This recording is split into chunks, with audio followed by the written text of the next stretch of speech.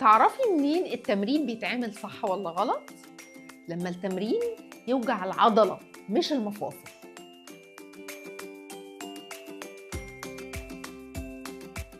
طبعا انت معاكي التمرين الصح في الفيديو، لكن برضو ساعات من كتر ما عضلاتنا ضعيفة ساعات بنحمل على المفاصل غصب عننا.